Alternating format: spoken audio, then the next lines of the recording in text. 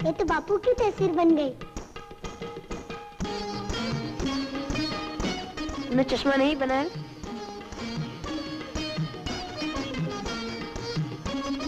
लाओ, मैं चश्मा बना दूं।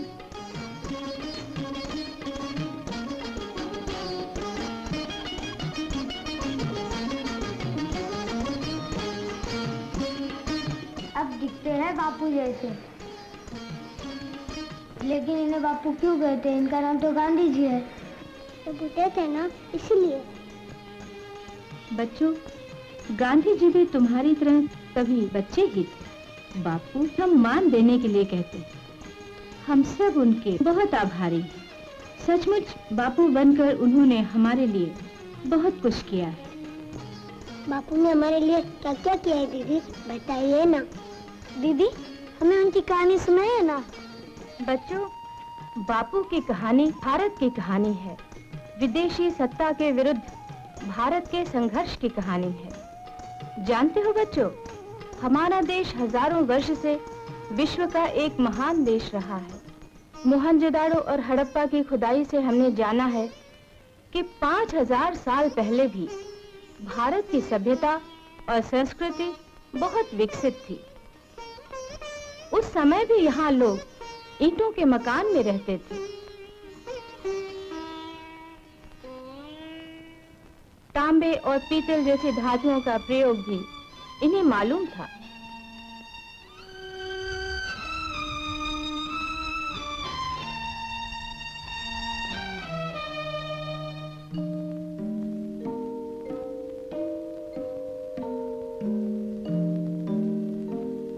गणित और विज्ञान में हमारा देश सबसे आगे था।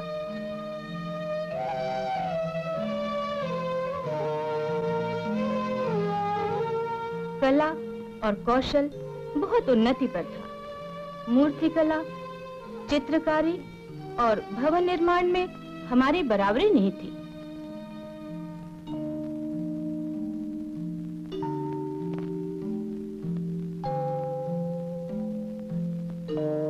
महात्मा बुद्ध, महावीर और शंकराचार्य जैसी महान आत्माएं इसी देश में पैदा हुई। संसार में अहिंसा और प्रेम का संदेश फैलाने वाले अशोक और अकबर जैसे शासक यही हुए। हमारे देश के विकास और समृद्धि को देखकर विदेशी चकाचौंध हो जाते थे।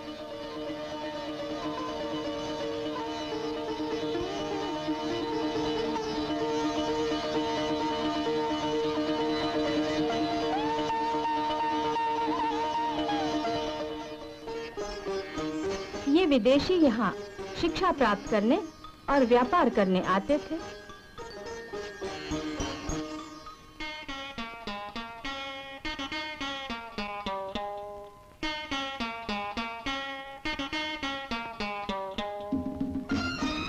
लोभवश काफी लोग लूटमार करने भी आए।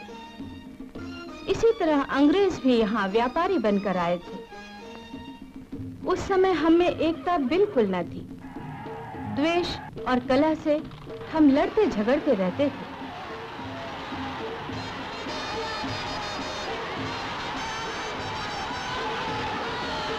हमारी इस आपसी फूट का लाभ उठाकर ये अंग्रेज व्यापारी से हमारे शासक बन गए और हमारे ही देश में हमारे भाग्य का फैसला करने लगे। हम गुलाम हो गए।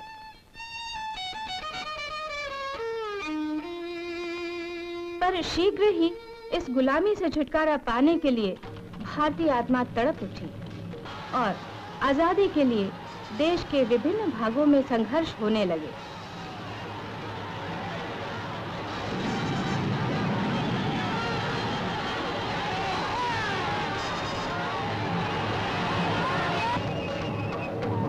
ऐसे ही युग में सन 1869 में गुजरात के पोरबंदर नामक स्थान में गांधी जी का जन्म हुआ। गांधी जी का नाम मोहनदास था। इनके पिता करमचंद गांधी पोरबंदर रियासत के महामंत्री थे। मोहन की माता पुतलीबाई बड़ी धार्मिक महिला थी। मोहन भी तुम्हारी तरह एक बच्चा था, पढ़ता था, परीक्षा में पास होता था।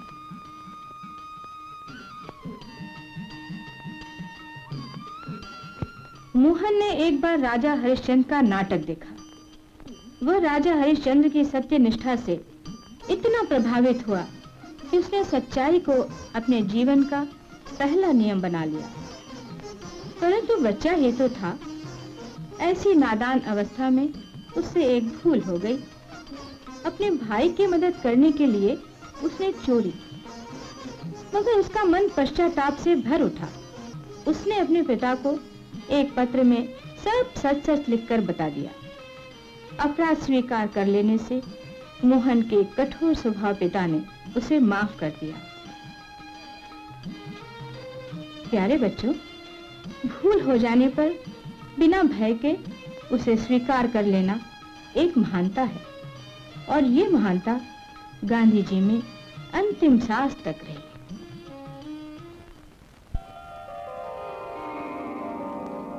सेवा करने की भावना मोहन में बचपन से ही थी। जब वो 16 साल का ही था, उसके पिता बहुत सख्त बीमार पड़े। उनकी देखभाल करने में मोहन ने अपनी माँ की हर तरह से सहायता की।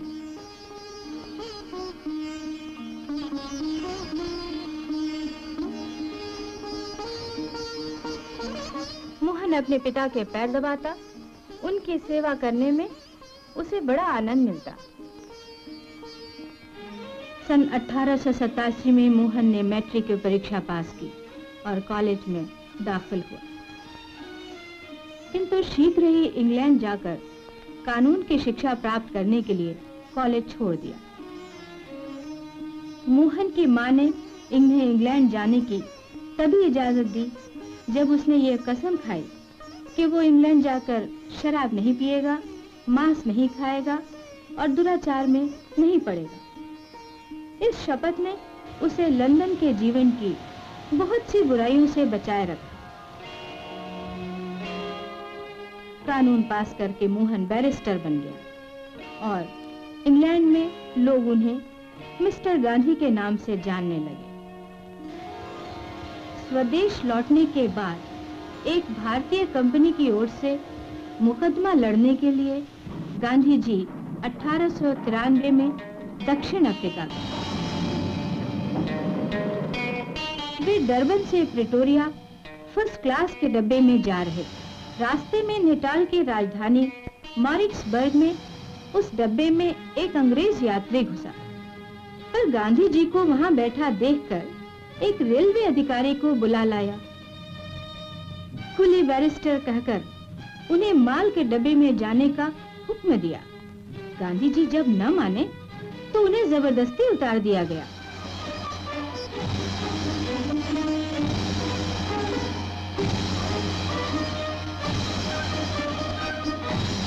उस आधी रात की सर्दी में उन्हें प्लेटफॉर्म पर ठिठुरता हुआ छोड़कर गाड़ी आगे चली गई। इस रंग भेद और जाति भेद को देखकर गांधी जी क्षुब्ध हो उठे। उन्होंने दक्षिण अफ्रीका के लोगों की सहायता करने के लिए वहां रहने का फैसला किया और 20 साल तक वहां की सरकार और उसके जालिम कानूनों के विरुद्ध संघर्ष करते रहे। लेकिन दीदी, गांधी जी इतनी बड़ी सरकार से लड़े कैसे? न वे सिपाही थे और न उनके पास बंदूकें थी। उनकी लड़ाई अनोखे ढंग की थी। गांधी जी शत्रु को प्रेम, सत्य और त्याग की ताकत से जीतने में विश्वास रखते थे। बंदूकों और दूसरे हथियारों के बजाय उन्होंने जनता को आत्माभिमानी और निर्भय होना सिखाया। जुल्म और अत्याचारों के खिलाफ अहिंसा और आत्मबल से संघर्ष करने की शिक्षा दी। इसे वे सत्याग्रह कहते थे। दक्षिण अफ्रीका की सरकार ने इन सत्याग्रहियों पर बड़े अत्याचार किए। इन्हें कड़ी से कड़ी सजा दी। इन्हें मारा गया, पीटा गया, जेलों में बंद कर दिया गया। परंतु अंत में जीत सत्य की ही हुई और रंग भेद कानूनों में तब्दीली हुई।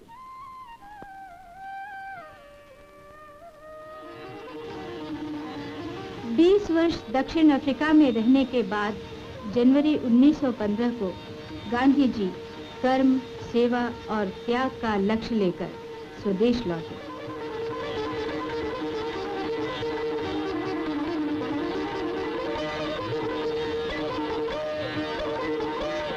देश में इनका भव्य स्वागत किया गया। लोक सेवा उनके जीवन का सिद्धांत बन गया। भारतवासी अधिकतर गांवों में रहते हैं। वे गरीब हैं और कठिन जीवन जीते हैं। ये देखकर गांधी जी ने सबसे गरीब भारतीय की तरह रहने का निश्चय किया। अहमदाबाद के बाहर डेरा डाला और यहीं एक आश्रम खोला।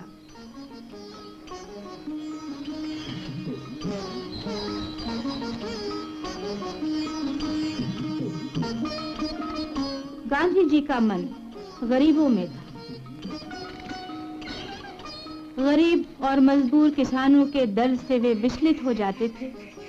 जीवन भर वे किसानों और मजदूरों की दशा सुधारने में लगे रहे। जो कुछ सोचा, जो कुछ किया, वो सब गरीबों के लिए, जनसाधारण के लिए। बदले में जनता ने उन्हें अपना प्यार दिया, श्रद्धा दी, उन्हें महात्मा कहा। 13 अप्रैल 1919 को अमृतसर के जलियांवाला बाग की एक सभा में जनरल डायर और उसके सैनिकों की गोलियों से सैकड़ों निहत्थे भारतीय मारे गए।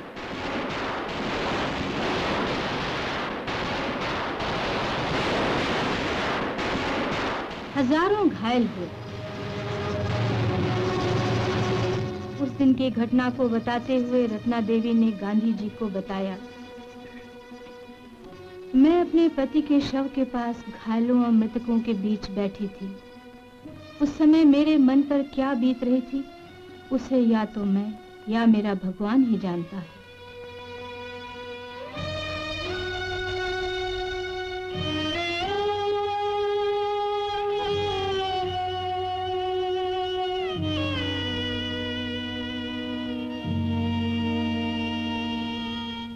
इस हत्याकांड से देश स्तब्ध रह गया। इससे जनता आजादी के लिए गांधी जी के नेतृत्व में और भी दृढ़ संकल्प हो गई। 1 अगस्त 1920 को आधी रात में स्वतंत्रता संग्राम के महान सेनानी लोकमान्य तिलक का देहांत हो गया। स्वराज्य हमारा जन्म सिद्ध अधिकार है, ये महामंत्र इन्होंने ही दिया था।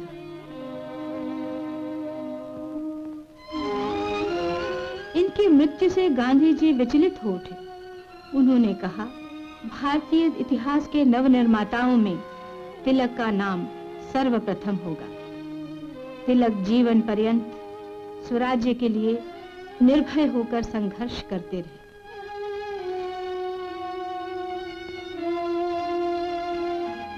गांधी जी ने स्वराज्य के समान ही स्वदेशी को महत्व दिया।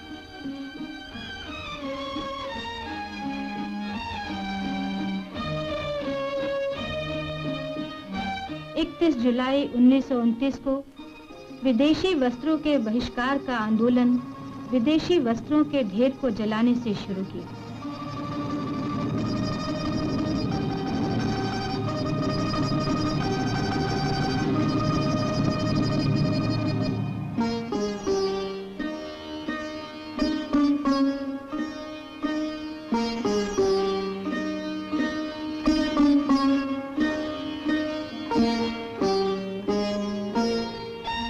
कहा, विदेशी वस्त्रों को जलाकर मैं अपनी लज्जा को भस्म कर रहा हूं। ये कपड़े गरीबों को नहीं दिए जा सकते क्योंकि उनमें भी आत्मसम्मान है। स्वदेशी आंदोलन की ये लपट सारे देश में फैल गई। 10 मार्च 1922 को गांधी जी गिरफ्तार कर लिए गए। उन पर यंग इंडिया पत्रिका में 3 विद्रोह भरे लेख लिखने का आरोप लगाया गया। उन्होंने दोष स्वीकार करते हुए अदालत में कहा, मैं दया की भीख नहीं मांगता। मैं बड़े से बड़े दंड को भुगतने के लिए तैयार हूं, क्योंकि जुल्म के खिलाफ आवाज उठाना मैं एक सच्चे नागरिक का परम कर्तव्य मानता हूं। इस पर अदालत ने गांधी जी को 6 साल कैद की सजा दी। जेल से छूटने के बाद गांधी जी स्वदेशी आंदोलन में पूरी तरह जुट गए। घर घर में चरखा कातने, खादी पहनने का प्रचार किया। सूत काटना और खादी पहनना राष्ट्रीय भावना का प्रतीक बन गया।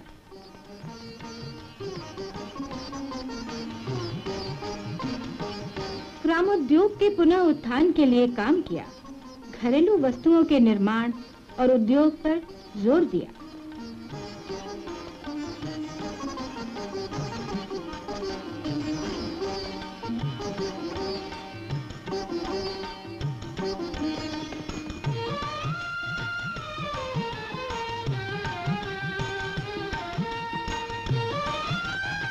गांधी जी जो कहते थे उसे स्वयं करते थे। उनकी दृष्टि में न कोई काम छोटा था न बड़ा। वो अपने हाथों से काम करने पर अधिक बल देते थे। उनके आश्रम में सभी अपना काम स्वयं करते थे। दूसरों की सेवा करना उनका धर्म बन गया था। बच्चों, तुम सोचते होगे इतने बड़े बड़े और इतने महान काम करने वाले गांधी जी बड़े गंभीर और रूखे व्यक्ति होंगे। नहीं बच्चों, ऐसा नहीं था। उन्हें हंसना और हंसाना बहुत पसंद था। वे बच्चों को बहुत प्यार करते थे और बच्चों के दुख सुख बांटने में उन्हें बहुत आनंद मिलता था। इसीलिए बच्चे भी उन्हें प्यार से बापू कहकर पुकारते। देश की हालत दिन पर दिन बिगड़ती जा रही थी। जनता पर नए नए कर लगाए जा रहे थे। यहाँ तक कि नमक पर भी अंग्रेज सरकार ने कर लगा दिया। इस पर गांधी जी क्षुब्ध हो उठे और उन्होंने शांतिपूर्ण ढंग से नमक कानून तोड़ने का निश्चय किया। इसकी सूचना उन्होंने वायसराय को दे दी। नमक कानून तोड़ने के लिए गांधी जी 78 व्यक्तियों के साथ अहमदाबाद से 241 मील दूर समुद्र के किनारे दंडी गांव को चले। 24 दिन की इस पैदल यात्रा में हजारों लोग उनके साथ हो गए। दंडी पहुंचकर उन्होंने नमक की एक डली उठाकर नमक कानून तोड़ा। ब्रिटिश सरकार ने उन्हें गिरफ्तार कर लिया। सारे देश में नमक कानून तोड़ने की लहर फैल गई।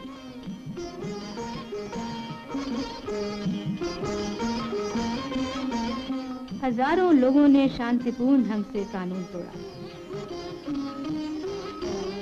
अंग्रेज सरकार ने इस आंदोलन को दबाने के लिए लोगों पर लाठियां बरसाईं, गोलियां चलाईं, हजारों लोगों को जेल में डाल दिया। देश में एक नई चेतना फैली। भारतीय निर्भय हो गए। 12 सितंबर 1931 में भारतीय जनता के प्रतिनिधि होकर तथा भगवान को अपना एकमात्र पथ प्रदर्शक मानकर गांधी जी गोलमेज सम्मेलन में भाग लेने के लिए लंदन गए। ब्रिटिश सम्राट ने सम्मेलन में आए प्रतिनिधियों को बकिंघम पैलेस में आमंत्रित किया। गांधी जी वहां भी अपने उसी साधारण वेशभूषा में गए। लंदन में गरीबों की बस्ती में गांधी जी 12 सप्ताह रहे। लंदन से चलते समय उन्होंने किंग्सले हॉल के सामने एक पौधा लगाकर अपने संदेश में कहा, पूर्वी लंदन के गरीब लोगों के बीच रहकर मुझे बड़ा सुख मिला। यहाँ की सुनहरी यादें मैं अपने साथ लेकर जा रहा हूँ। स्वदेश लौटते हुए गांधी जी जिनेवा गए। वहाँ कुछ दिनों तक विलेन्युवा गांव में महान आत्मा रोमारोला के साथ रहे। एक शाम गांधी जी के अनुरोध पर रोमारोला ने पियानो पर बीथोवन की 5वीं सिम्फनी बजाई, जिसमें घोर निराशा के ऊपर अजय आत्मा की विजय प्रस्तुत की गई है। यूरोप से लौटते ही स्वतंत्रता आंदोलन को दबाने के लिए ब्रिटिश सरकार ने गांधी जी को जेल में डाल दिया। जेल में ही देश में छुआछूत की बुराइयों को दूर करने के लिए गांधी जी ने आमरण अनशन शुरू कर दिया।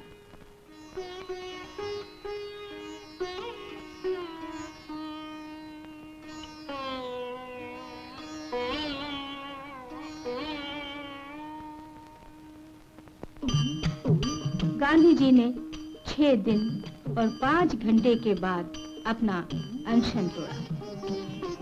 अनशन के फलस्वरूप देश के सभी मंदिरों के द्वार हरिजनों के लिए खुल गए।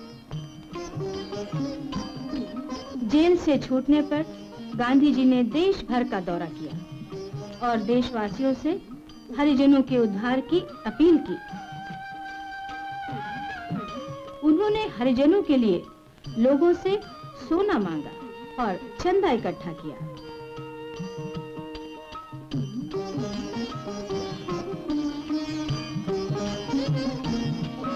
अपने दौरे में वे हरिजन बस्तियों में ही ठहरते थे। उन्होंने एक बार कहा, यदि मुझे पुनः जन्म लेना पड़े तो मैं अछूत घर में ही पैदा होना चाहूंगा, ताकि मैं उनके दुख और दर्द बांट सकूं।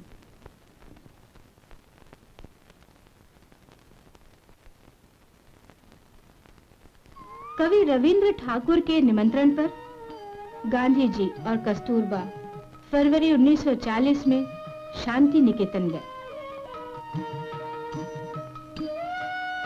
कवि ठाकुर को अपनी श्रद्धांजलि अर्पित करते हुए गांधी जी ने कहा, जब तक गुरुदेव की भावना शांति निकेतन में व्याप्त रहेगी, यह सर्वदा प्रगति के पथ पर बढ़ता जाएगा। दूसरा महायुद्ध छिड़ने पर अंग्रेज सरकार द्वारा भारत को युद्ध में झोंक देने के विरुद्ध और भारतीय मित्रता की भावना के ठुकराए जाने पर 8 अगस्त 1942 को गांधी जी ने बंबई में कांग्रेस के महाअधिवेशन में ब्रिटिश सरकार को भारत छोड़कर चले जाने के लिए कहा। भारत छोड़ो का नारा देते ही गांधी जी और तमाम नेताओं को अंग्रेज सरकार ने गिरफ्तार करके जेल में डाल दिया।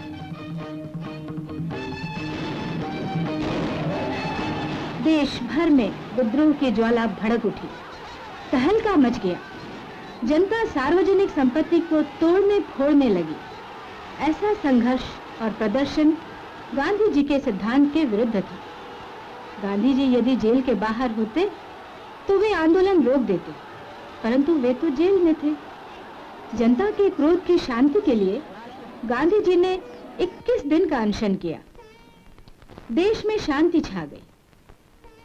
21 दिन के अनशन में गांधी जी की सांस टूट गई थी, परंतु वे बच गए। पर कस्तूरबा बीमार पड़ गई। उनको बचाने के सारे प्रयास असफल रहे। गांधी जी के 62 वर्ष के विवाहित जीवन का अंत हो गया। उनके दुख सुख के सहयोगिनी चल बसी।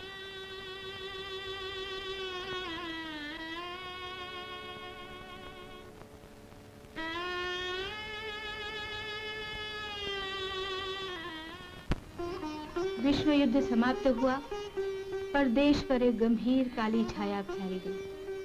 भारत के बहुत से मुसलमान अपने को देश से अलग समझने लगे। उनके नेता मोहम्मद अली जिन्ना ने मुसलमानों के लिए भारत को टुकड़े करके अलग पाकिस्तान बनाने की मांग की। गांधी जी ने बहुत समझाया और जिन्ना से कहा कि वे हिंदू मुस्लिम एकता की कोशिश करें, देश की आजादी के लिए मिलकर काम करें, पर वे न माने। देश के अंदर सांप्रदायिक दंगे फैल गए, भाई भाई एक दूसरे के खून के प्यासे हो गए, चारों ओर लूटमार होने लगी। गांधी जी चीख उठे।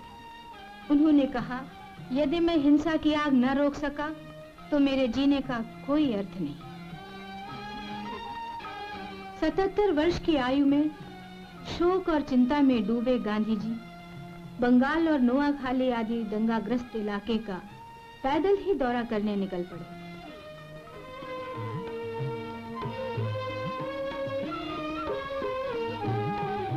गांधी जी उजड़े गांवों में गए, हताहत लोगों को मदद दी, सहानुभूति दी।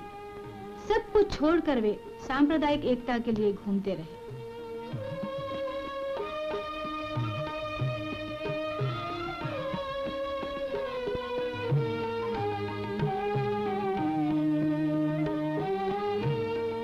उनकी जान को खतरा था, फिर भी वे हिंसा की इस आग को बुझाने के लिए निर्भय होकर दंगाइयों के बीच घूमने लगे।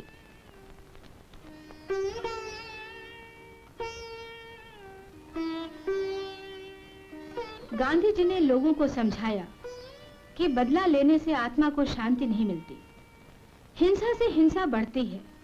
उन्होंने लोगों से कहा, जितना कुछ तुमने बर्बाद किया है उसे बनाओ। अगर मानवता को बचाना चाहते हो तो क्रोध को प्यार से जीतो। जिन्ना ने सांप्रदायिक अशांति को दूर करने के लिए देश के बंटवारे की जिद की। गवर्नर जनरल लॉर्ड माउंटबेटन ने भी देश के बंटवारे की ही सलाह दी। नेहरू, पटेल आदि दूसरे नेता असमंजस में थे। क्या विभाजन के बिना देश की आजादी संभव नहीं? पर गांधी जी देश के बंटवारे के विरुद्ध थे। उन्होंने राजनीतिक स्वतंत्रता से सत्य और प्रेम को अधिक महत्व दिया। गांधी जी दुखी थे, भारत के टुकड़े हो रहे थे। ऐसा भारत उनके सपनों का भारत न था।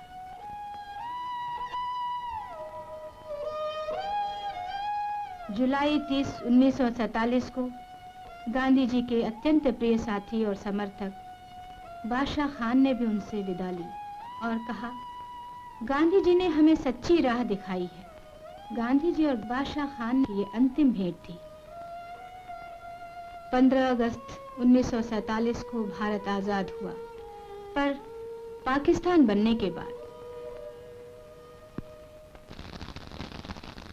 सितंबर 1947 कलकत्ते में सांप्रदायिक दंगे ने उग्र रूप धारण कर लिया। चारों ओर हाहाकार मच गया।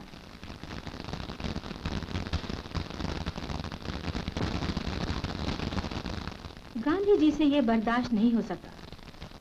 वैश्य इंसानों में सुबुद्धि लाने के लिए उन्होंने आमरण अनशन शुरू कर दिया।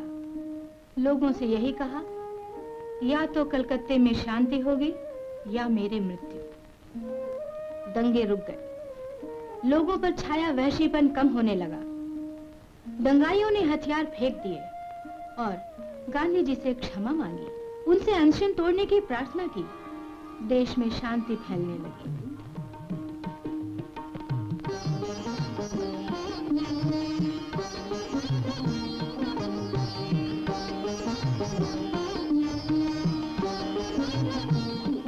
जनवरी 1948 की वो शाम गांधी जी प्रार्थना सभा में जा रहे थे।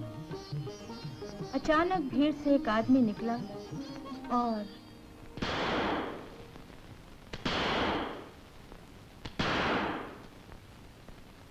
हे राम।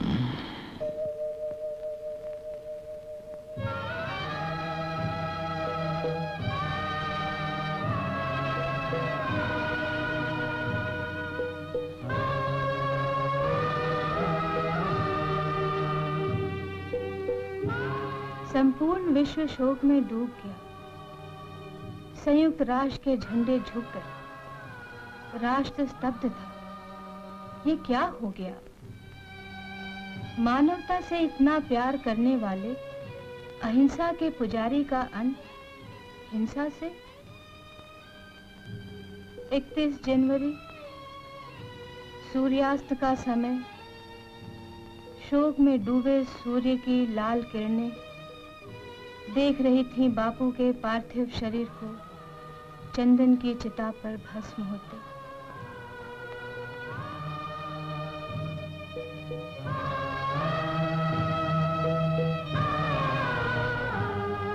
बापू नहीं रहे, पर वे हमें बता गए हैं कि साहस, सत्य और प्रेम से बड़ा कुछ भी नहीं। उन्होंने अपने को समस्त मानवता में लीन कर दिया, हमें निर्भय होकर अंधकार से प्रकाश की ओर बढ़ते रहने की प्रेरणा दी। रघुपति राघव राजा राम, पति प्रभा